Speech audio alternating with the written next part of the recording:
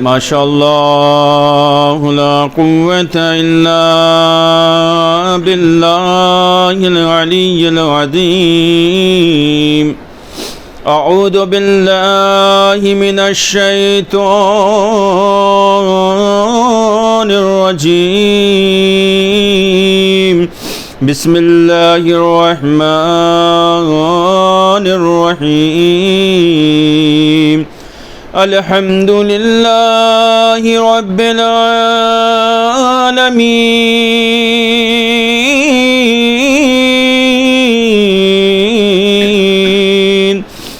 والجنة للموحدين، والنار للعاصين، والصلاة والسلام على أشرف الأنبياء والمرسلين،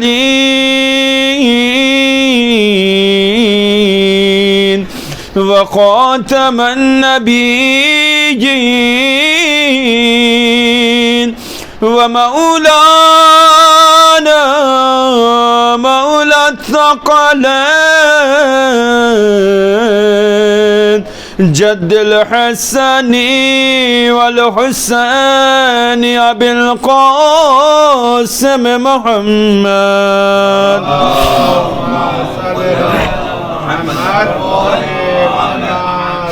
وآله الطيبين الطاهرين المعصومين المظلومين، ولعنة الله على أعدائهم أجمعين. من ليلنا هذا إلى يوم الدين، أما بعد، بسم الله الرحمن الرحيم. رب اشرح لي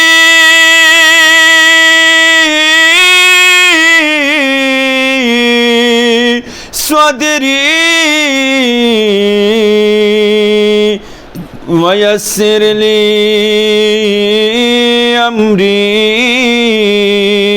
واحلل عقدة من لساني يفقه قولي. وقال الله تعالى الحكيم. بسم الله الرحمن الرحيم. إنا أعطيناك الكوثر فصل لربك وانحر، إن شانئك هو الأبتر. صلوات پڑھ دیں محمد وآلہ.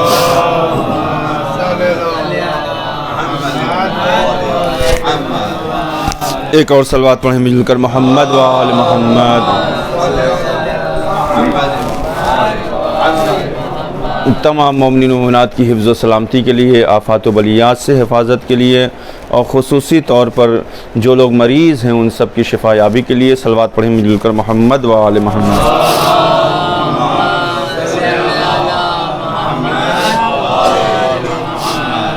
ایک خصوصی گزارش آپ حضرات سے کہ خاص طور سے یو پی میں اور ہندوستان میں خاص طور سے کئی شہروں میں، کئی اسٹیٹس میں جو ہے بخار کا جو ہے بہت زیادہ جو وبا پھیلی ہوئی ہے، اور امریکہ میں بھی یہ وبا بہت زیادہ ہے، جس کے سبب جو ہے بہت زیادہ موتیں ہو رہی ہیں.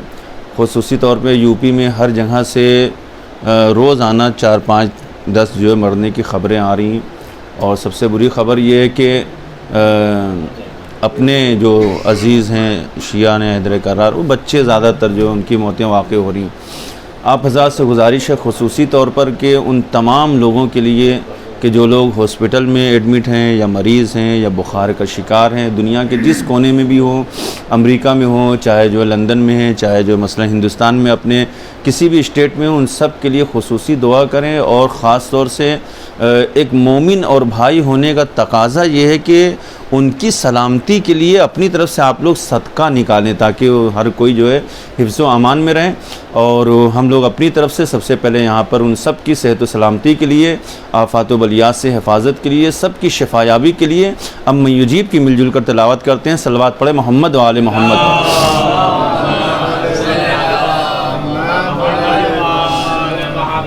بسم اللہ الرحمن الرحیم امن یجیب المضطر اذا دعاہ ویکشف السوء۔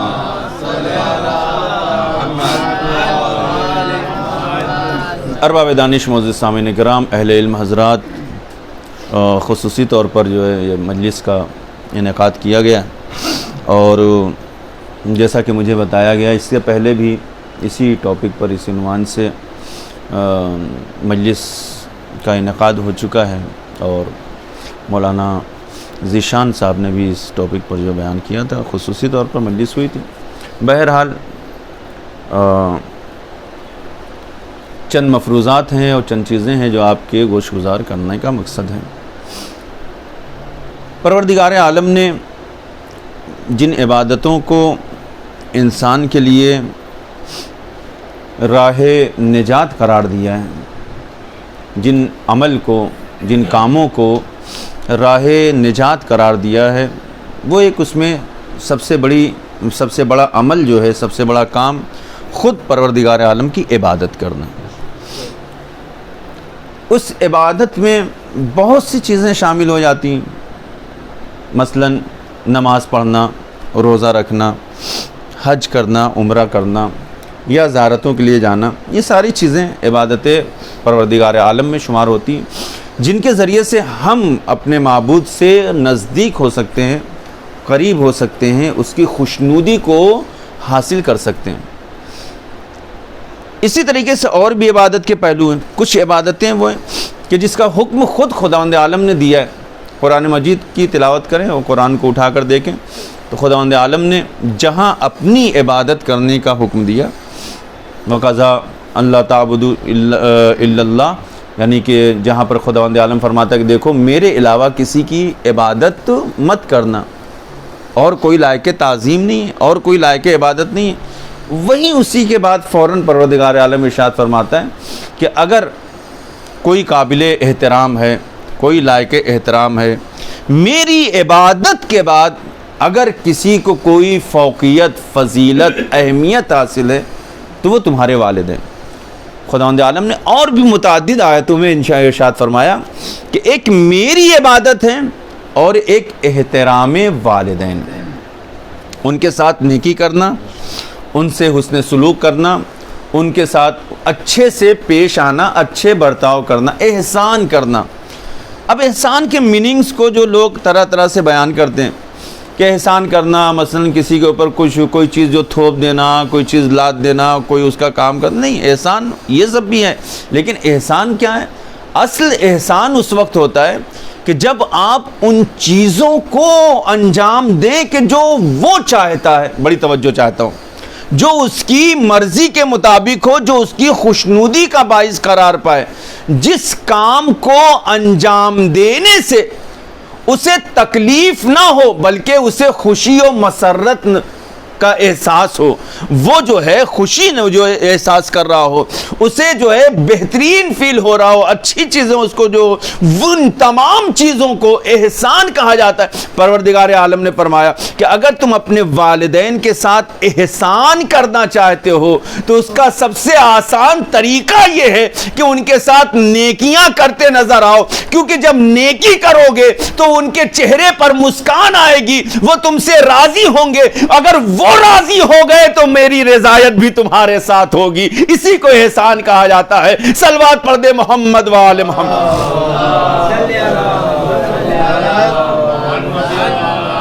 اور عزیزان گرامی آپ دیکھیں قرآن مجید میں بہت سے مقامات ہیں جہاں پہ اسی جگہ اسی منبر سے ہم نے اس چیز کو ایک مرتبہ بیان کیا اور اسی کو تکمیل کرتے ہوئے خداوند عالم نے ارشاد فرمایا کہ یقینی طور پر ایک میری عبادت ہے اور میری عبادت کے بعد اگر کوئی لائق تعظیم ہے, لائق احترام ہے اور کسی کو بڑا مرتبہ حاصل ہے تو وہ تمہارے والدین ہیں. بڑی توجہ چاہتا ہوں یہیں سے بات کو میں اپنی شروع کروں کہ وہ تمہارے والدین ہیں.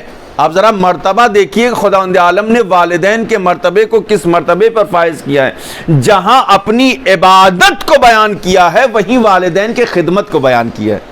دونوں ہم پلہ ہیں. یعنی اگر اس عبادت کے بعد کوئی پہلو نظر میں آتا ہے, اگر کوئی چیز سب سے پہلے نظر آتی ہے تو وہ خدمت والدین. اور اس سے ایک نتیجہ اور ہے. آیات اعظام ارشاد فرماتے ہیں اسی آیہ مبارکہ کی تفسیر میں کہ اب اگر کوئی شخص یہ چاہتا ہے کہ خدا کی صحیح معنوں میں عبادت انجام دے تو کیا وہ ڈائریکٹ انجام دینا شروع کر دے, نماز پڑھنا شروع کر دے, روزہ رکھنا شروع کر دے, وہ قبول ہو جائے گا؟ نہیں. آپ فرماتے ہیں اس عبادت تک پہنچنے کے لیے اگر کوئی چیز ہے تو وہ خدمت والدین ہے. والدین کی خدمت کر کے تم اس عبادت تک پہنچ سکتے ہو. اگر تم والدین کی خدمت نہیں کر رہے ہو تو رات بھر سجدے میں سر رکھے رہو, دن بھر روزہ رکھتے رہو, زندگی بھر رکوع کرتے رہو, زندگی بھر قیام کرتے رہو, اس عبادت کو خدا قبول نہیں کرتا ہے کہ جو والدین کی ناراضگی کے ساتھ ہوا کرتی ہے. صلوات پڑھے محمد و آل محمد.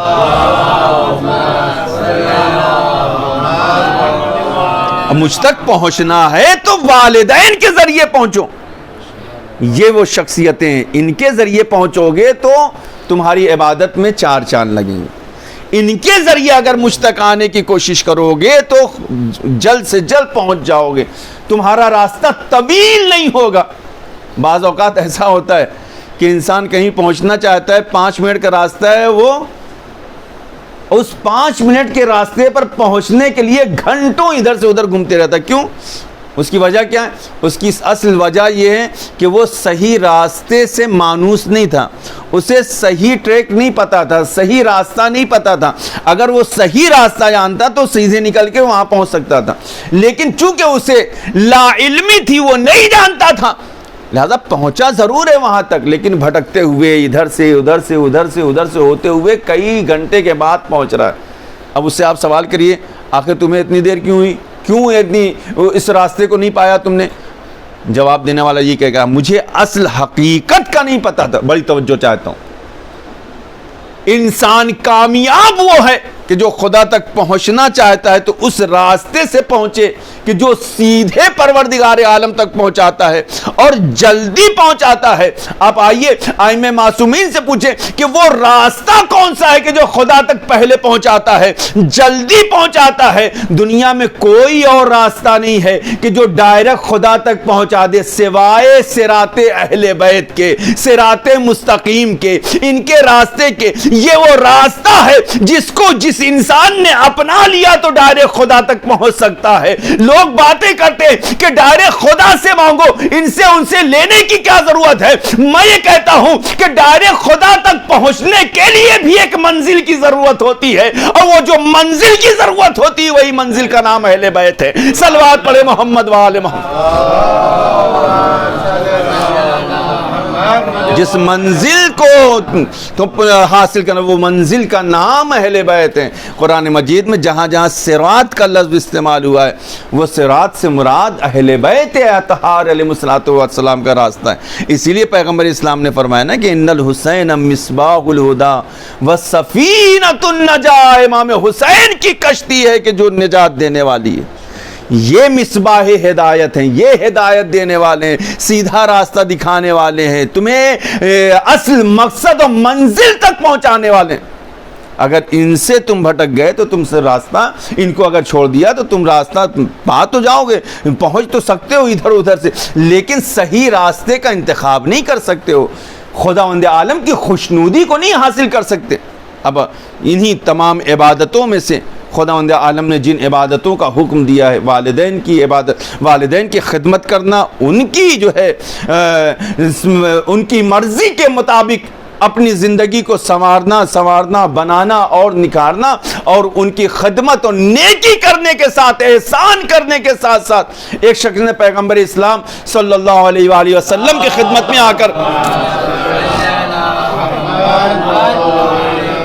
آ کے پیغمبر سے سوال کرتا ہے، اللہ کے رسول آپ بتائیے کہ میں خدا کا تقرب حاصل کرنا چاہتا ہوں، یعنی خدا سے نزدیک ہونا چاہتا ہوں، مجھے کیا کرنا چاہیے؟ کوئی نسخہ بیان فرمائیے، کوئی طریقہ بیان فرمائیے کہ میں خدا سے نزدیک ہو جاؤں، خدا تک پہنچ جاؤں ڈائریکٹ جو ہے۔ پیغمبر اسلام نے اس موقع پہ ارشاد فرمایا، اگر تم خدا تک پہنچنا چاہتے ہو تو تمہارے لیے بس دو چیزیں۔ اللہ کے رسول وہ دو چیزیں کون سی ہیں؟ کیا ان دو چیزوں کو حاصل کر اس پر عمل کر کے میں خدا تک پہنچ سکتا ہوں، یعنی اس کی خوشنودی کو حاصل کر سکتا ہوں؟ پیغمبر نے فرمایا بالکل، بس یہ دو چیزوں پر عمل کر لو، تمہاری زندگی کامیاب ہو جائے گی، تم خداوند عالم کی خوشنودی کو بھی، اس کے تقرب کو بھی حاصل کرو گے، خوشنودی کو بھی حاصل کرو گے۔ اللہ کے رسول وہ دو چیزیں کون سی ہیں؟ بڑی توجہ چاہتا ہوں، وہ دو چیزیں کون سی ہیں؟ رسول اسلام فرماتے ہیں پہلی چیز یہ ہے کہ اپنی زندگی کے اوقات کو دو حصوں میں تقسیم کر دو، ایک حصہ خدا کے لیے ہو اور ایک حصہ لوگوں کے لیے ہو۔ ان لوگوں میں بھی جو سب سے پہلے اور نزدیک ہوتے ہیں وہ تمہارے اہل خانہ ہوتے ہیں، گھر والے ہوتے ہیں۔ ان گھر والوں میں بھی جو سب سے پہلے آتے ہیں وہ تمہارے والدین ہیں۔ اگر تم ان کی خدمت کر لو گے تو یاد رکھو ساری انسانیت کی تم نے خدمت کر لیا۔ جس نے ساری انسانیت کی خدمت کر لیا وہ خدا کا تقرب حاصل کر لیتا ہے۔ صلوات پڑھے محمد وآل محمد۔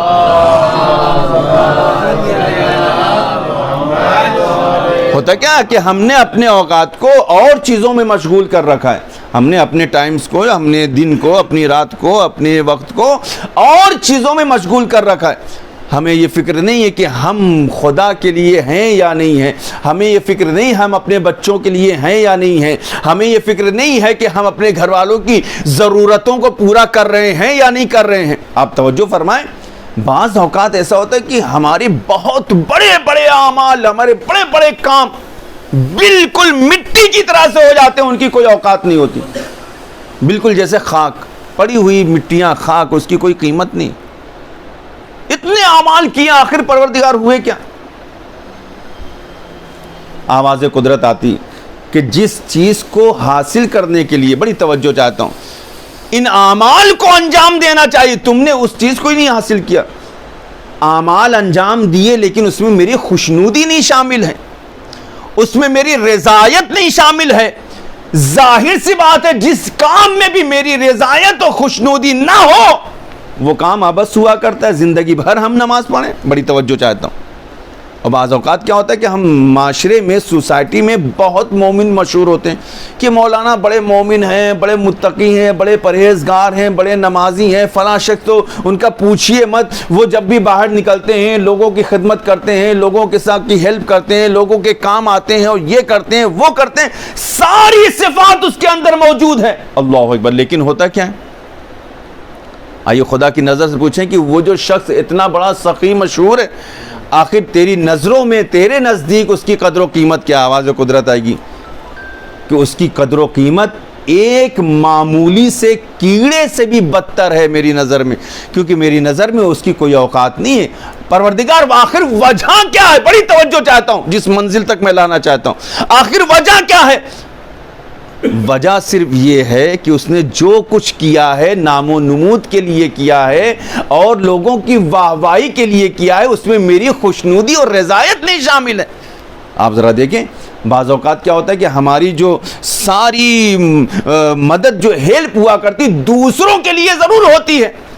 محروم کون سے لوگ ہوتے ہیں؟ گھر والے ہوتے ہیں، اپنے بچے ہوتے ہیں، اپنے گھر والے ہوتے ہیں، اپنے خاص عزیز اقارب دوست احباب اس سے محروم ہوتے ہیں۔ آپ ذرا دیکھیں، توجہ فرمائیں کہ پیغمبر اسلام کے صحابی ہیں معاذ، کتنا بڑا مقام و مرتبہ ہے آپ کا، کتنی بڑی منزلت ہے آپ کی۔ آپ کی منزلت کے لیے صرف اتنا کافی ہے، بڑی توجہ، کہ جب آپ کا انتقال ہوتا ہے تو پیغمبر اسلام نے حکم دیا کہ دیکھو بہت آہستہ آہستہ پورا مدینہ سب لوگ اس میں جمع ہو جائیں اور سب کو ان کی تشییع جنازہ میں شریک ہونا ہے. پورا جتنے صحابی کرام تھے، جتنے مسلمان تھے، سب شریک ہوئے. پیغمبر اسلام، صحابہ کرام نے دیکھا کہ پیغمبر اسلام پنجوں کے بل چل رہے ہیں، پنجوں کے بل چل رہے ہیں پیغمبر اسلام. صحابہ کرام نے پیغمبر سے پوچھا کہ اللہ کے رسول یہ وجہ کیا ہے، آپ پنجوں کے بل چل رہے ہیں؟ پیغمبر فرماتے تمہیں نہیں پتا ہے، اتنا زیادہ مجمع ہے، اتنی زیادہ بھیڑ ہے، اتنے زیادہ لوگ ہیں، اتنے فرشتے ہیں، مقربین ہیں، ملائکہ ہے کہ اصلاً دل پھینکنے کی جگہ نہیں ہے. چلنے کی بات کر رہے ہو، اصلاً جگہ ہی نہیں ہے وہاں پہ. کہاں فرشتے آئے، کس لیے؟ کیونکہ صحابی رسول کا انتقال ہوا ہے اس کے تشییع جنازہ میں. بڑی توجہ چاہتا ہوں، آپ ذرا غور فرمائیں نقطے پر. یہ صحابی رسول کی وفات ہوئی، اس کی تشییع جنازہ میں فرشتے شرکت کر رہے ہیں. کتنا معتبر ہوگا، کتنی بڑی فضیلت ہوگی. فرشتے آ رہے ہیں آسمان کے، اور جس کی گواہی خود پیغمبر اسلام دے رہے ہیں کہ اس کی تشییع جنازہ میں رسول اسلام، یہ جو وما ینطقو عن الہوی ان ہوا الا وحی یوحی، پیغمبر کوئی کلام ہی نہیں کرتے جب تک وحی نازل نہ ہو جائے. پیغمبر کی زبان صادق ہے، امین ہے. آپ فرما رہے فرشتوں کا ہجوم ہے، اس کا مطلب ہے فرشتوں کا ہجوم ہے، فرشتے ہیں وہاں پر موجود ہیں، ملائکہ مقربین ہیں. اللہ. اور اس کے بعد کیا منزل آگے بڑھتی ہے. جب قبر کی منزل آئی، پیغمبر اسلام نے اس سے پہلے نماز جنازہ خود پڑھایا. کسی کی نماز جنازہ پیغمبر پڑھا دیں، اللہ اکبر، مرتبہ دیکھیں آپ، پیغمبر نماز پڑھا دیں، اس کی کیا فضیلت ہوگی. ہم لوگ اندازہ لگا سکتے ہیں، بالکل سوچ بھی نہیں سکتے کتنی بڑی فضیلت ہوگی. اور صرف یہی نہیں، پیغمبر اسلام قبر میں اترتے ہیں اور لیٹتے ہیں. روایت میں ملتا ہے قبر میں لیٹتے ہیں، قبر کو حکم دیتے ہیں ہاتھ رکھ کر زمین پر، ہوشیار رہنا یہ میرا صحابی ہے. بڑی توجہ چاہتا ہوں، یہ یعنی تاکید کر رہے ہیں پیغمبر میرا صحابی ہے. پیغمبر نے روایت میں ملتا ہے خود غسل بھی دیا ہے اس صحابی کی، اور پیغمبر اسلام نے غسل ہی نہیں بلکہ کفن بھی خود ہی پہنایا ہے. اب آپ ذرا تصور کریں کتنا بابرکت انسان ہوگا، کتنی بڑی فضیلت ہوگی. غسل دینے والا رسول، کفن پہنانے والا رسول، تشییع جنازہ میں رسول، نماز پڑھانے والا رسول، قبر میں اترنے والا رسول، یہ ساری صفات موجود. جب دفن کر کے لوگ چلے گئے، پیغمبر اسلام مسجد میں بیٹھے ہوئے، صحابہ کرام کا مجمع لگا ہوا ہے. کسی نے پیغمبر اسلام سے فرمایا کہ اللہ کے رسول آپ کو پتہ ہے یہ صحابی کی جو ماں ہے، والدہ، وہ بہت خوش ہے. کہا کہ کیوں خوش ہے، اس کی وجہ کیا؟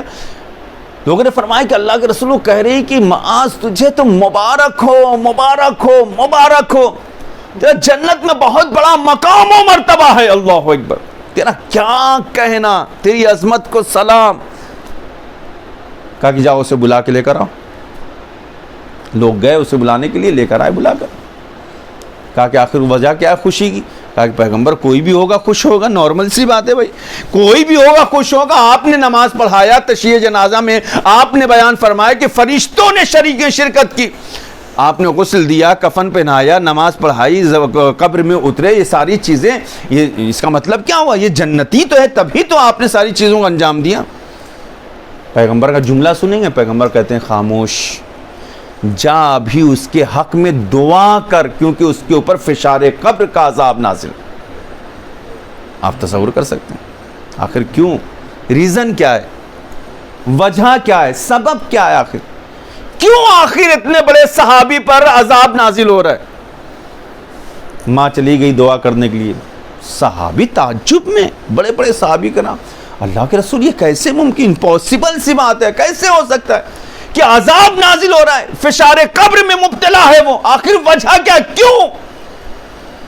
پیغمبر اسلام فرمایا، آپ بیان فرماتے کہتے ہیں جانتے ہو معاذ پر عذاب اس وجہ سے صرف ہو رہا ہے، فشار قبر میں اس لیے وہ مبتلا ہے کیونکہ جیسا اخلاق اس کا باہر والوں کے ساتھ تھا ویسا اخلاق اس کا گھر والوں کے ساتھ نہیں تھا. یعنی جب گھر میں وہ آتا تھا تو اس کا رویہ بدلا ہوا رہتا تھا. بچے اس سے ڈرا کرتے تھے, بچے اپنے دل کی بات اس سے نہیں کہہ پاتے تھے, اس سے گھبراتے تھے. لوگوں میں سخی مشہور تھا, لیکن اپنے بچوں کے لیے کبھی کوئی ایک ٹافی نہیں لے کر آ رہا ہے. میں اپنی زبان میں کہہ رہا ہوں. بعض اوقات ہوتا ہے نا, دوسروں کو بڑے بڑے پورے پیکٹ چاکلیٹس کے بانٹ دیے جا رہے ہیں, کیڈبری بانٹی جا رہی ہے, یہ بانٹا جا رہا ہے, آئس کریمز بانٹی جا رہی ہیں. لیکن جب گھر میں آتے ہیں تو بچے خالی ہاتھ دیکھتے رہتے ہیں. ابا کے ہاتھ میں کوئی ایک چھوٹا سا چاکلیٹ نہیں. اچھا بیچارے بچے اتنا زیادہ سہمے ہوتے ہیں, ڈرے ہوتے ہیں ابا سے کہ وہ پوچھ بھی نہیں سکتے کہ ابا جان. جبکہ روایت میں کیا ہے, چھٹے امام جعفر صادق علیہ الصلوۃ والسلام,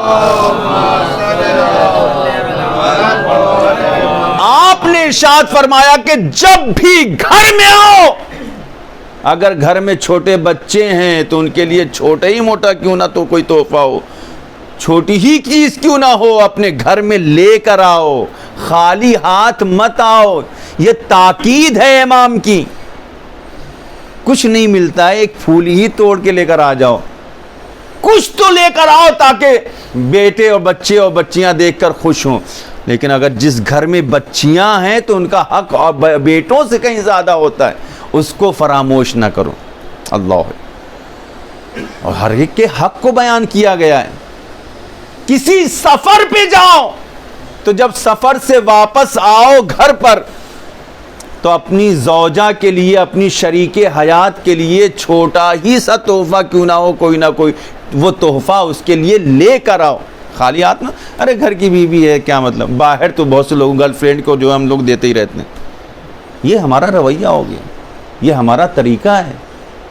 اس سے خدا کے لیے ہمیں اپنی اصلاح کرنے کی ضرورت ہے.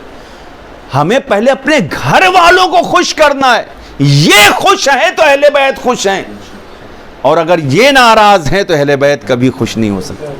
اب توجہ فرمائیں آپ, تربیت وہ تربیت ہونا چاہیے کہ جس تربیت سے اہل بیت کی محبت میں بھی اضافہ ہو اور خدا کی عبادت میں بھی لطف زیادہ پیدا ہو جائے. صلوات پڑھیں محمد و آل محمد.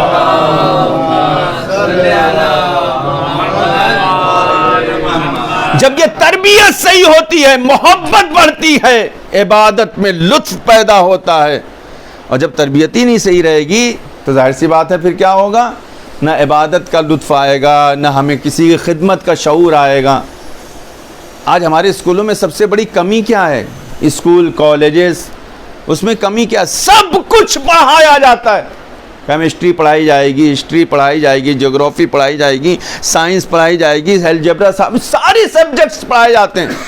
اگر کوئی سبجیکٹ نہیں پڑھایا جاتا تو کون سا, اخلاق, تربیت. ہمارا کیسا کلچر ہونا چاہیے, کیسا اخلاق ہونا چاہیے. یہ کوئی اسکول پڑھاتا ہے, اسکول میں کوئی سبجیکٹ ہے کسی میں پڑھایا جاتا ہے؟ ضرورت ہے کہ اگر وہاں نہیں پڑھایا جاتا ہے تو ہم اپنے گھر میں اس چیز کا اہتمام کریں, بچوں کو بتائیں کہ اہل بیت کی سیرت کیا ہے, مولائے کائنات کی تربیت کا انداز کیا ہے, امام حسین کی تربیت کا انداز کیا ہے, بی بی فاطمہ زہرا سلام اللہ علیہا کی تربیت کا انداز کیا ہے.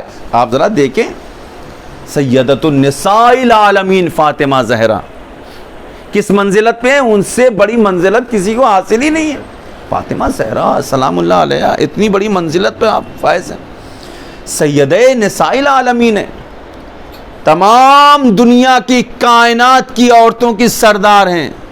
آپ شفیع محشر ہیں, آپ کی شفاعت سے لوگ جنت میں جائیں گے.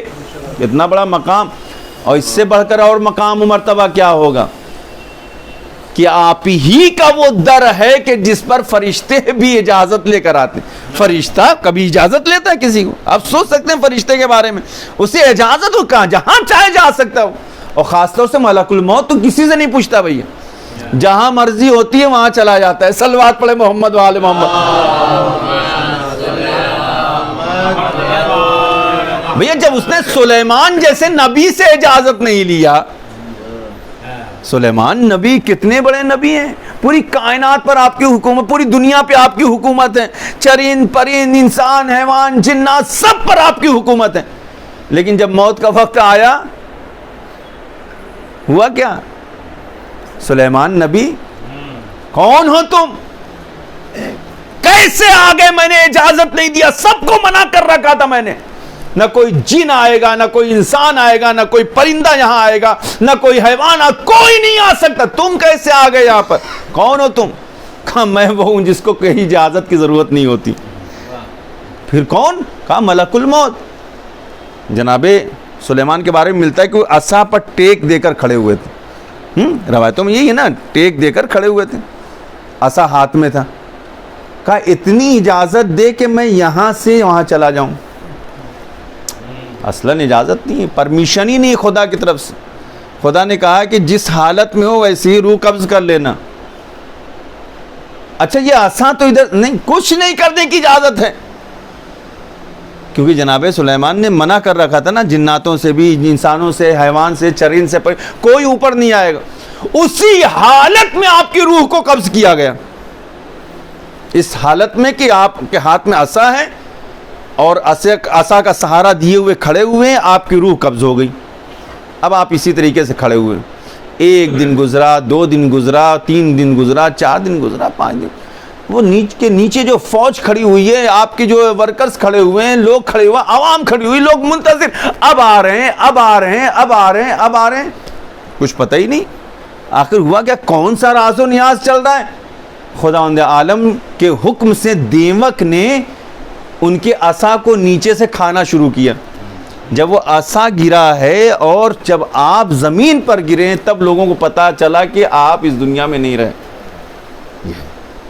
اب آپ دیکھیں کیا فرشتے کو اجازت لینے کی ضرورت نہیں. نبی جو اتنا بڑا نبی جس کی سب پر حکومت ہے، لیکن اہل بیت کا در وہ ہے کہ جہاں پر اس وقت تک گھر میں داخل نہیں ہوتا جب تک سیدہ اجازت نہیں دیتی. کسی نے فرشتے سے پوچھا، ملک الموت سے، ظاہراً پیغمبر اسلام کی روایت ہے، اور ایک جگہ میں نے دیکھا کہ مولا کائنات سے بھی یہ مروی ہے. پوچھا کہ اچھا یہ بتاؤ کہ کبھی تم کو افسوس ہوا، اتنے لوگوں کو تم روح قبض کرتے ہو، کبھی ان کی کبھی ان کی، جناب آدم سے لے کے ابھی تک سب کی روحی، تمہارا کام ہی وہی ہے کہ روح قبض کر دو. کبھی تم کو افسوس ہوا کسی کے مرنے پر؟ یعنی مجھے افسوس کیا، میری ڈیوٹی، میرا کام ہے، مجھے تو یہ کام سونپا گیا ہے، مجھے خداوند عالم نے یہ ڈیوٹی دی ہے، یہ کام ہی میرا ہے کہ مجھے سب کی روح کو قبض کرنا ہے، تو اس میں افسوس کی کون سی بات. کہ کبھی تو کوئی دل ملول ہوا ہوگا کسی کے سلسلے میں، کبھی تو سوچنے پہ مجبور ہوئے ہوگے. کہاں زندگی میں 2 موقع میرے ساتھ ایسا آیا کہ جب مجھے تھوڑا افسوس ہوا، میں نے پروردگار عالم کی بارگاہ میں افسوس ظاہر کیا. کہ وہ 2 موقع کون سے ہیں؟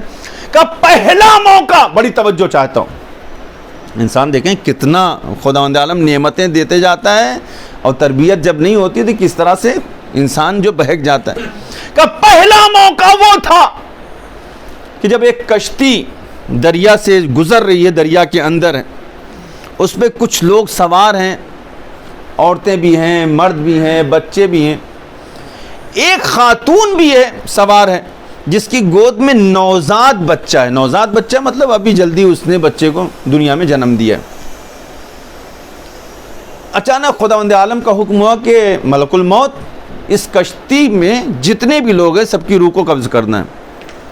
ایک عجیب، اور سوائے اس کیا نام ہے بچے کی، وہ جو گود میں بچہ نوزاد ہے اس کی روح کو قبض نہیں کرنا ہے. اب ہوا یہ کہ ایک شدید طوفان آتا ہے، کشتی ٹوٹ جاتی ہے، لوگ ڈوبنے لگتے ہیں، سب کی موت واقع ہو جاتی ہے.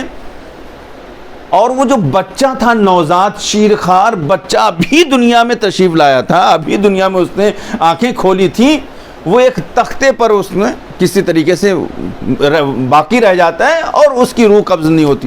ظاہر سی بات ہے مرے گا اسی وقت کہ جب روح قبض ہوگی.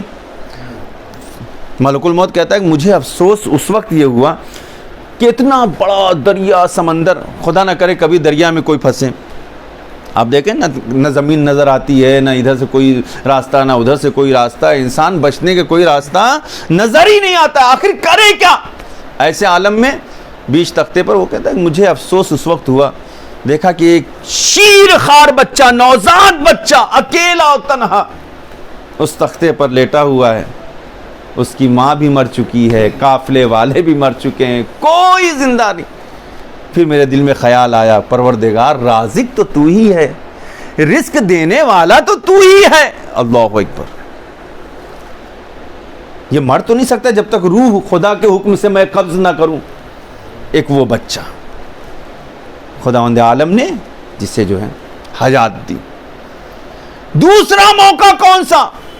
کہا دوسرا موقع وہ تھا کہ جب ایک خدا کے منکر بندے نے، جس نے اپنے آپ کو خدا کہلوانا شروع کیا تھا، شداد نے خدا کے مقابلے میں، اس کی جنت کے مقابلے میں کئی سال کی محنت، خربوں کی دولت لگا کر اس نے زمین پر ایک جنت کو بنایا، جس میں دودھ کی نہریں جاری ہیں اور یہ شہد کی نہر جاری ہے، آب خالص کی نہر جاری ہے، اور اس میں باغات ہیں، پھل ہر طرح کے لگے ہوئے، دنیا کے ہر قسم کے پھل اس میں موجود ہیں. اور اس نے جو ہر جگہ سے، ہر ملک سے طرح طرح کے لوگوں کو اس میں جمع کیا ہوا ہے خدمت کرنے کے لیے.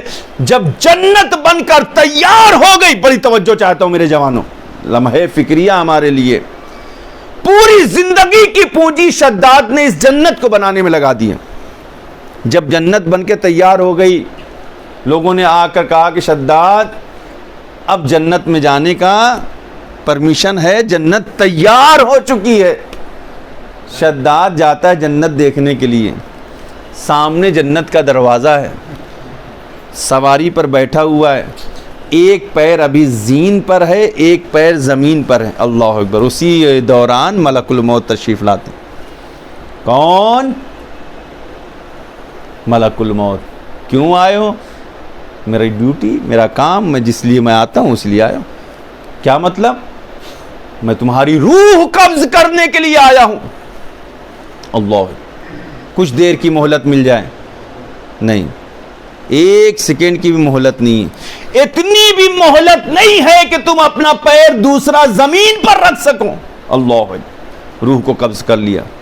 میرے دل میں یہ خیال آیا کہ پروردگار، کاش اس نے اپنی ہی بنائی ہوئی جنت کو دیکھ لیا ہوتا، کیونکہ تیری جنت تو یہ کبھی نہیں دیکھ سکتا ہے، منکر خدا ہے، یہ تیرے مقابلے میں کھڑا ہوا. یہ جنت کا حقدار تو کیا اس کی خوشبو بھی نہیں سونگھ سکتا ہے، کم از کم اپنی ہی بنائی ہوئی جنت کو دیکھ سکتا. تو اللہ اکبر. اللہ، آواز قدرت آتی ہے. اے ملک الموت، پہچانا یہ کون ہے؟ شداد کون ہے؟ کہا نہیں پروردگار، اس کا علم تو تیرے پاس ہے، تو جانتا ہے، صرف تو بتا سکتا ہے. کہا کہ تو نے غور نہیں کیا، یہ وہی شداد ہے کہ جس کے بارے میں پہلی مرتبہ تو نے افسوس ظاہر کیا تھا جب دریا میں یہ تنہا تھا، ایک تخت پر بچہ تھا، لیٹا ہوا تھا. تیرے دل میں اس وقت بھی افسوس آیا اور تو نے یہ کہا تھا کہ یہ زندہ کیسے رہے گا، اس کی ماں مر چکی ہے، کوئی نہیں ہے. میں نے اسے زندگی عطا کی. اللہ اکبر. میں نے اس کو رزق عطا کیا، میں نے اس کو ساحل تک پہنچایا، میں نے اس کی ایسی پرورش کی، میں نے اس کو وہ پاورز دیے کہ زمین پر جب وہ چلتا تھا تو جہاں سونے اور ہیرے اور جواہرات ہوا کرتے تھے یہ اسے نظر آتے تھے. اس کی قدرت اور لوگوں سے کہیں زیادہ تھی. ہونا تو یہ چاہیے تھا کہ یہ سب سے میرا مطیع و فرما بردار بچہ انسان ہوتا، لیکن اتنی نعمتیں ملنے کے بعد بھی یہ میرے مقابلے میں کھڑا ہو کر وقت کا شداد بن گیا. صلوات پڑھے محمد وآل محمد.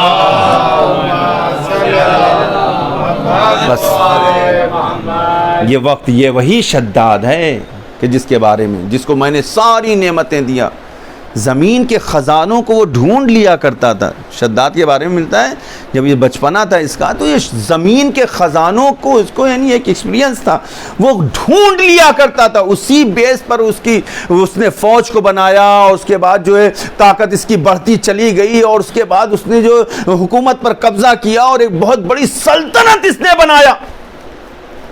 جب بہت بڑی سلطنت بن گئی تو اس نے پھر انا ربکم الاعلی کا دعویٰ کرنا شروع کر دیا، میں سب سے بڑا معاذ اللہ خدا ہوں. اللہ، یہ شداد کیوں تربیت صحیح نہیں, کیوں صحیح راستے کو اس نے انتخاب نہیں کیا.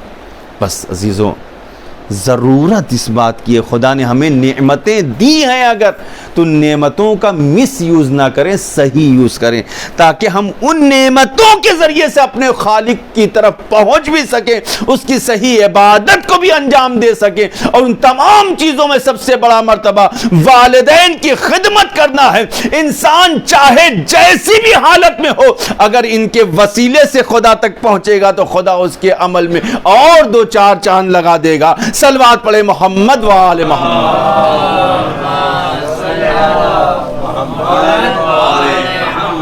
عزیزو, اس تمام چیزوں کے لیے ضروری ہے کہ ہم اپنا رابطہ معصومین سے مستحکم کریں. اتنا اچھا رابطہ ہو ہمارا معصومین سے کہ ہماری نظروں میں دنیا ہیچ نظر آئے. ہمارے قدم دوسروں کی درگاہوں کی طرف نہیں بلکہ معصومین کے در کی طرف بڑھنے چاہیے. ہمارے ہاتھ دوسروں کے سامنے نہیں بلکہ ائمہ معصومین کی بارگاہ میں اٹھنا چاہیے, ان سے ہم طلب کریں. یہ عطا کرنے والے ہیں, یہ دینے والے. اور اگر نیت خالص ہے تو انسان سب کچھ پا لیتا ہے اس دنیا میں. اہل بیت نے کیا نہیں عطا کیا ہے, سب کچھ عطا. کسی نے مانگا تو اسے عطا کیا, کسی نے اگر دل میں ارادہ کیا تو اسے عطا کیا. انسان صدق دل سے سوچے تو صحیح, صدق دل سے مانگ کر تو دیکھیں. لیکن اگر کسی نے اس توفیق کو مس کیا تو پھر اسے زیارت کی بھی توفیق نہیں مل پاتی, وہ زیارتوں سے بھی دور ہو جاتا ہے. میرے استاد بیان کرتے تھے کہ بس آخری منزل پہ ہوں میں, کہ میرے استاد بیان کیا کرتے تھے کہ ایک بہت بڑا تاجر تھا پاکستان کا. وہ کہتے ہیں وہ میرا دوست تھا. جب پہلی مرتبہ پاکستان سے وہ ایران آنے لگا تو اس کی زوجہ نے اس سے کہا کہ تم ایران جا رہے ہو, تجارت کے لیے جا رہے ہو اور بزنس کے ٹاپک عنوان سے جا رہے ہو, ایسا کرنا کہ جب تہران پہنچنا تو سب سے پہلے وہاں سے مشہد چلے جانا, اپنے آقا و مولا کی پہلے زیارت کر لینا, پھر اس کے بعد کام کو شروع کرنا. دیکھیں کام کرنے کا بھی انداز ہوتا ہے, ہماری نیت کیا ہے, پھر اس کے بعد دوسرا کام شروع کرنا. وہ کہتا کیا ہے, کبھی کبھی ہم لوگ بولنے میں بھی احتیاط نہیں کرتے. اس نے کیا جواب دیا اپنی زوجہ کو, اہلیہ کو, اپنی بیوی کو جواب دیا, کہتا دیکھو ایسا میں کام کے سلسلے میں جا رہا ہوں, جب موقع ملے گا جا کے زیارت کر لوں گا. لیکن اس میں دونوں فرق ہے, جب موقع ملے گا جا کے زیارت کر لوں گا, اور دوسری چیز یہ کہ نہیں پہلے زیارت کروں گا پھر اپنا کام شروع کروں گا. دونوں میں فرق ہے. وہ کہتے ہیں کہ 20-25 سال گزر گئے, ہر سال وہ پاکستان سے سال میں 72 مرتبہ جو ہے ایران کا سفر ہوتا تھا, لیکن اس کی ایک مرتبہ بھی امام رضا علیہ السلام کی زیارت کی توفیق اسے نہیں نصیب ہوئی. آخر کیوں؟ امام نے ریجیکٹ کر دیا اسے, نہیں چاہیے تمہاری زیارت. ایسا نہ ہو کہ امام ہمیں ریجیکٹ کر دے, امام ہمیں اپنے در سے دور کر دے. نہیں, تمہاری زیارت کی ہمیں ضرورت نہیں, ہم تمہیں بلاتے ہیں اس لیے تاکہ تمہارا نصیب بلندی پر ہو. ہم بلاتے اس لیے ہیں تاکہ تمہیں کمال کی منزل عطا ہو سکے. ہمیں کیا فائدہ ہو سکے؟ کہتے کہ کئی سال کے بعد میری جب اس سے ملاقات ہوئی, میں نے کہا ماشاءاللہ یار تم بہت خوش نصیب ہو, ماشاءاللہ بار بار تم جو ہے ایران آتے ہو اور یہ ہو, اور ماشاءاللہ سے خوب زیارتیں بھی کیا ہوگا. یہ کہنا تھا کہ اس کی آنکھ میں آنسو آ گئے. کہا کیا آپ کہہ رہے ہیں؟ میرے استاد مطلوب محمدی نام ہے, آیت اللہ مطلوب محمدی, وہ کہتے ہیں کہ جیسی میں نے اس سے پوچھا اس کی آنکھوں میں آنسو آ گئے. وہ کہتے ہیں کہ مولانا آپ کیسی بات کر رہے ہیں, ادھر تو کئی سال سے میں چاہ کر بھی روزے تک نہیں پہنچ پا رہا ہوں. کہا کیا مطلب؟ کہا کہ ابھی تک میں نے ایک بھی زیارت نہیں کی. کہا ابھی تک 25 سال گزر گئے ایک زیارت بھی نہیں, آخر وجہ کیا ہے؟ کہا کہ نہیں پتا کیا وجہ ہے, پہلے تو میں نے سوچا تھا بعد میں کر لیں, لیکن اب تو چاہ کر بھی جاتا ہوں, جو چلا جاؤں روزے میں نہیں پہنچ پاتا. ہوتا ہے اکثر, دیکھا ہے آپ نے, بہت سے لوگ کہتے ہیں مولانا میں کل سے نماز پڑھنے لگوں گا, مولانا انشاءاللہ اس مرتبہ میں پورا روزہ رکھوں گا. ارادہ کبھی نہیں ہے انسان کا, وہ کل کبھی آتا ہی نہیں. مسجد میں کہاں سے نظر آئے گا بھائی وہ کل؟ کیوں یہ نہ سوچے کہ وہ دھوکہ دے رہا ہے مولانا کو, اپنے پیرنٹس کو جو دھوکہ دے رہا ہے, اپنے والد کو دھوکہ دے رہا ہے, اپنی والدہ کو دھوکہ دے رہا ہے کہ کل پڑھ لوں گا کل پڑھ لوں. نہیں, وہ یہ سوچے کہ خدا نے اس کی توفیق کو سلب کر لیا ہے. اس کی جو توفیق تھی عبادت کی اس کو ختم کر دیا ہے. اس کے لیے اسے استغفار کرنا چاہیے. اللہ اکبر, کہ کہیں اس کی توفیق نہ سلب. وہ کہتے ہیں میں نے ہاتھ پکڑ, میں نے کہا کہ ہو نہ ہو تیرا رابطہ ختم ہو گیا امام سے, چل میں تجھے لے کے چلتا ہوں امام کے پاس. کہتے ہیں میں ہاتھ کو میں نے پکڑا, میں نے کہا خود میں نے ٹکٹ نکالا تہران سے مشہد کا, اور کہا کہ جو تجھے میرے ساتھ چلنا ہے. میں لے کر گیا اور ہوٹل میں لے جا کر اسے چھوڑا, اور ہوٹل میں لے جا کے بعد میں نے اسے کہا دیکھ اب یہ ہوٹل ہے, سامنے مولا کا روضہ ہے, تو جانے تیرا مولا ہے, میرا کام تھا یہاں تک لانے کا, اب تیرا ارادہ کیا ہے, تیرا رابطہ مولا سے کتنا قوی ہے, تو جانے اور تیرا مولا جانے. میں نے یہاں تک پہنچا دیا. وہ کہتے ہیں کہ جو ہوٹل میں آنے کے بعد اس نے دروازے کو بند کیا, سامنے مولا کا گنبد نظر آ رہا ہے.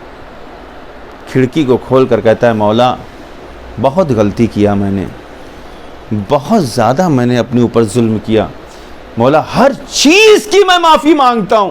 گڑ گڑا کر رو رہا ہے, رو رہا ہے, رو رہا ہے. نہ کھانے کی پرواہ ہے, نہ پینے کی پرواہ ہے. صحیح معنوں میں وہ اپنے دل میں جو ہے وہ ملول ہو رہا ہے, دل ہی دل میں وہ کڑ رہا ہے, اور خدا سے گڑ گڑا کر مغفرت کی دعا کر رہا ہے. امام سے وہ معافی مانگ رہا ہے. ابھی کچھ دیکھیں امام کتنے رؤوف ہوتے ہیں, ہمارا امام کتنا رؤوف ہے, کریم ہے. ایک مرتبہ انسان در پہ آ کے تو دیکھے. کہتے ہیں کہ جو ابھی زیادہ دیر نہیں گزری تھی, تھوڑی دیر گزری تھی کہ دروازے پہ کسی نے دق الباب کیا. اس نے کہا ہو سکتا ہے کوئی ہوٹل والا ہو, دروازہ اس نے نہیں کھولا. بہت دیر ہو گئی, یہ گڑ گڑا کر ادھر گنبد کو دیکھے جا رہا ہے اور دعا کر رہا ہے, ادھر بار بار دق الباب ہو رہا ہے. اس نے کہا لاؤ دروازہ کھول ہی لیتا ہوں, ہو سکتا ہے کسی وجہ سے کوئی آیا ہو, کچھ پوچھنا چاہتا ہوں. اس نے اپنے آنسوؤں کو پوچھا, دروازے کو جا کر کھولا. جیسے ہی دروازہ کھولا دیکھا سامنے کوئی شخص کھڑا ہے. کہا آپ کون؟ کہا میں حرم امام رضا سے آ رہا ہوں, امام رضا علیہ السلام کے روضے سے میں آ رہا ہوں, خادم ہوں وہاں کا. کہا کیوں, آخر آنے کی وجہ کیا ہے؟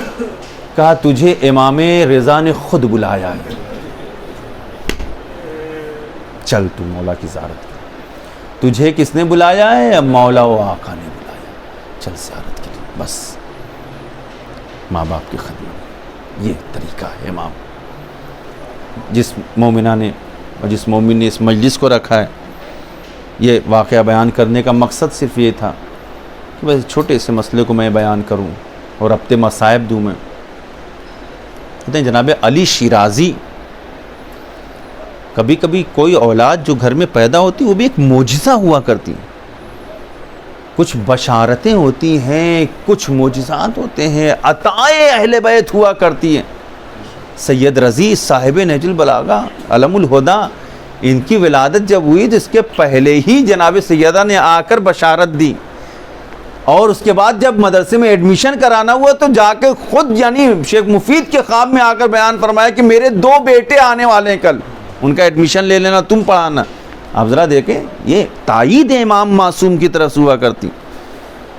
اور یہ سب چیزیں کیسے حاصل ہوتی ہیں؟ جب انسان کی نیت صاف ہوتی. علی شیرازی کہتے ہیں کہ جو ہے میرے یہاں جو بیٹے کی ولادت نہیں ہوئی تھی, میں بہت پریشان تھا, لیکن اسی دوران اس سے پہلے اپنے والدین کو میں حج پر لے کر گیا. بڑی توجہ, والدین کی حج کی پر لے کر جاتے ہیں, بیت اللہ کی زیارت کے لیے. راستے میں جہاز خراب ہوتا ہے, اور جو ایمرجنسی میں جو جہاز کو پرتگال کے جو اس میں جو اتارنا پڑتا ہے ایئرپورٹ پر, وہاں پر اترا, اس کے اسی دوران جو ان کی والدہ کا انتقال ہو جاتا ہے. وہیں پر جو کسی طریقے سے چھوڑا اور والد کو لے کر گئے, اور والد بھی وہ کہ جو نابینا ان کو دکھائی نہیں دیتا ہے, کتنی مشکل سے ان کو یعنی زیارت کرایا اور سب ساری چیزیں کرایا, اور سب کرنے کے بعد انسان کا ایک ایک عمل جو ہوتا ہے وہ خداوند عالم اس کو غور سے دیکھتا ہے. ملائکہ دیکھتے ہیں, فرشتے دیکھتے ہیں, یہ کاؤنٹ کرنے والے فرشتے وہ لکھتے ہیں. اور کبھی کبھی چھوٹے سے عمل کی جزا بہت بڑی عطا ہوتی ہے, ہمیں احساس نہیں ہوتا ہے. ہاں, انسان غفلت میں ہوتا ہے. ماں باپ کی خدمت کرنا, ان کو زیارت کرانا, اور صرف یہ حج نہیں بلکہ اس کے بعد کربلا کی زیارت. ایک اندھا باپ ہے, اس کو جو زیارت کرانا اور پوری طریقے سے محنت کرنا. اللہ کہتے ہیں کہ جو ہے میرے ہاں بیٹے کی ولادت نہیں تھی, بیٹا نہیں تھا, گھر میں بڑی شدت سے انتظار تھا. لوگ چاہتے تھے کہ کسی طریقے سے بیٹے کی ولادت ہو, ایک بیٹا بھی آئے گھر میں. کہتے کہ پھوپھی کے گھر پہ گیا اور ان کے گھر پہ ایک تصویر لگی ہوئی ہے. کب دل انسان کا کس پر آ جائے, کس چیز سے انسان صحیح راستے کا انتخاب کر لے, انسان نہیں جانتا. ایک چھوٹی سی عبارت کبھی لکھی ہوتی ہے, وہ عبارت انسان کو خدا کی طرف لے کے پہنچا دیتی ڈائریکٹ. کہتے وہ تصویر لگی ہوئی تھی مسجد اقصیٰ کی. مسجد اقصیٰ کی تصویر غور سے میں دیکھتا رہا اور مجھے وہ تصویر بڑی پسند آئی. علی شیرازی کہتے ہیں کہ انہوں نے اس تصویر کو اپنی پھوپھی سے لیا اور لینے کے بعد اپنے گھر پر لے کر آئے اور اس تصویر کو دیکھتے رہے اور اس کے وسیلے سے جو دعا کی کہ پروردگار مجھے اولاد نصیب ہو. ادھر یہ دعا کیا انہوں نے اور ادھر پھوپھی کے خواب میں کہتے ہیں کہ پیغمبر اسلام نے آ کر یہ بشارت دی کہ میں علی شیرازی کو ایک فرزند عطا کرنا چاہتا ہوں, بیٹے کی ولادت ہوگی. اللہ اکبر. پھوپھی خوش ہے کہ ہاں یقیناً بیٹے کی ولادت ہوگی. ظاہر سی بات ہے, اتنا بڑا تحفہ, اتنی بڑی نعمت پیغمبر عطا کر رہے ہیں. پیغمبر نے سوال فرمایا, سوال کرتے ہیں اچھا بتاؤ اتنی بڑی نعمت تو میں دوں گا لیکن اس کے عوض میں تم کیا عطا کرو گے؟ پیغمبر مجھے کیا کرنا چاہیے, بڑی توجہ چاہتا ہوں, مجھے کیا کرنا چاہیے؟ آواز دی کچھ نہیں, اس کے عوض میں صرف مجلس سید الشہداء کا انعقاد کر دوں, یہی ہمارے لیے بہت ہے. آپ اس مجلس کا اندازہ لگائیں کہ اہل بیت کو کتنی زیادہ پسند ہے. انسان کو کتنی بھی بڑی سے بڑی مصیبت ہو, بہت بڑی سے بڑی حاجت ہو, انسان صرف یہ نیت کر لے کہ میں فرش عزا بچھاؤں گا, یہ کام میرا ہو جائے. آپ دیکھیں کیسے نہیں پورا ہوتا ہے, کیونکہ اہل بیت اطہار کو, خداوند عالم کو, پیغمبر اسلام کو سب سے زیادہ اگر کوئی چیز عزیز ہے تو وہ عزاداری ہے سید الشہداء. بس عزیز, اور اس عزاداری میں بھی حسین کا تذکرہ, ان مجلسوں میں بھی, اور کتنے بابرکت ہیں وہ لوگ کہ اس مجلس میں حسین کا تذکرہ ہو, اور وہ مصائب, وہ ذکر کتنا بابرکت ہوگا جو خود مولا اور آقا حسین کو پسند ہو, مولا امام حسن کو پسند ہو. بس عزیزوں میں یہیں سے میں مصائب کو تمام کروں. بی بی سیدہ کو پسند ہے کہ لوگ حسین کی مصیبت کو بیان کریں, لیکن خود آقا حسین کو پسند ہے کہ ان کی مظلوم ماں, شکستہ پہلو ماں جناب زہرا کی مصیبت کو بیان کیا جائے.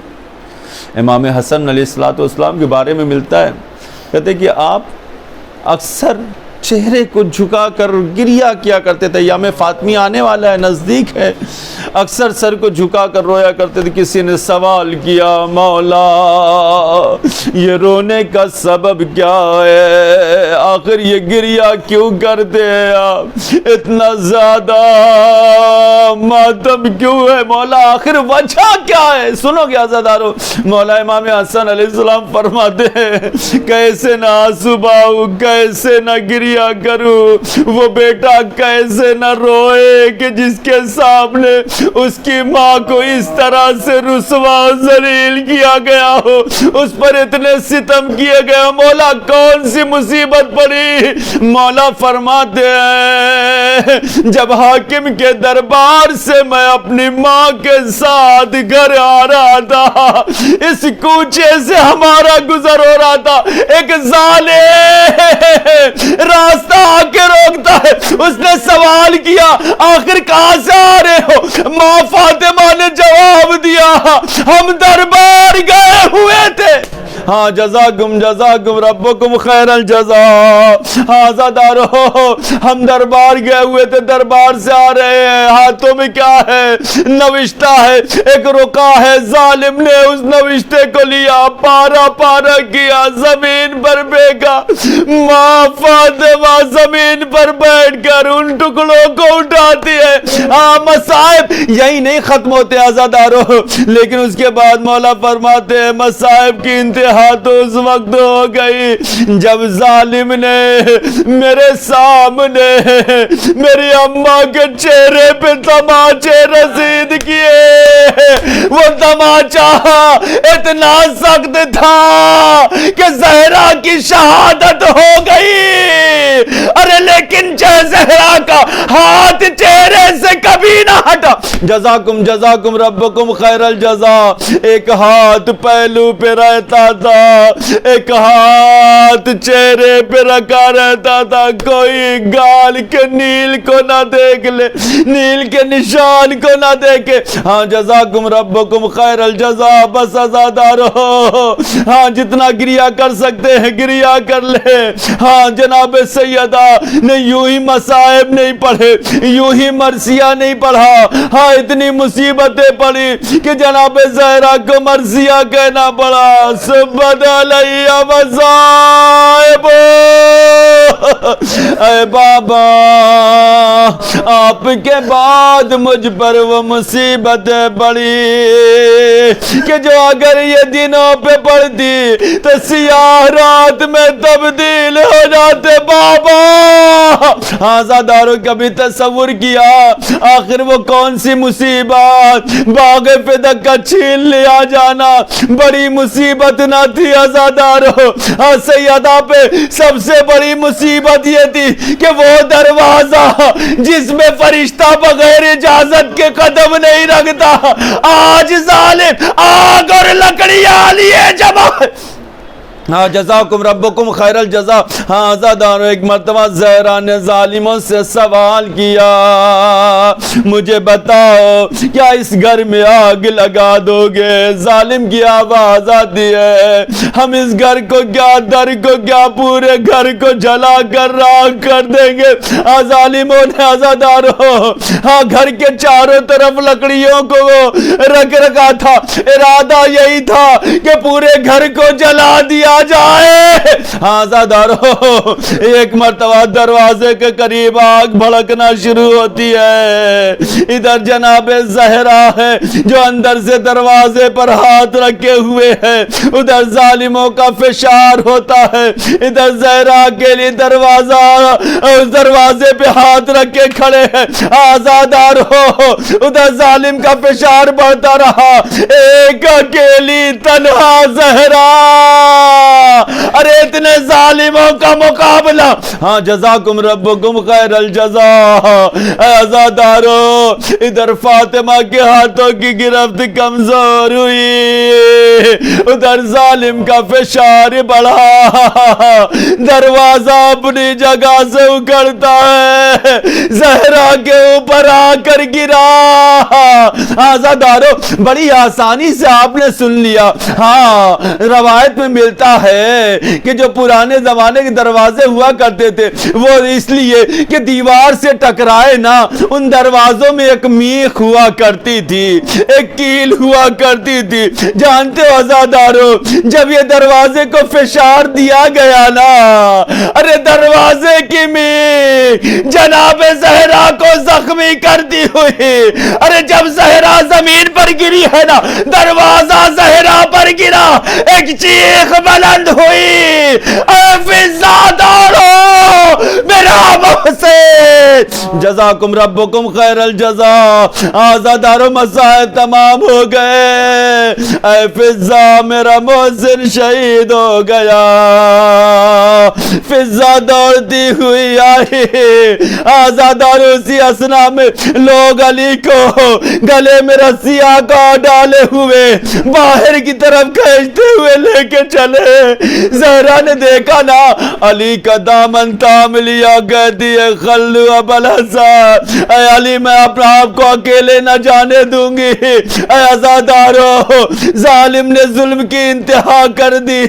ارے زہرا کے بازوؤں پر وہ کاری ضرب لگایا, زہرا بے ہوش ہو کر زمین پر پر گر پڑی. ہاں جزاکم ربکم خیر الجزا.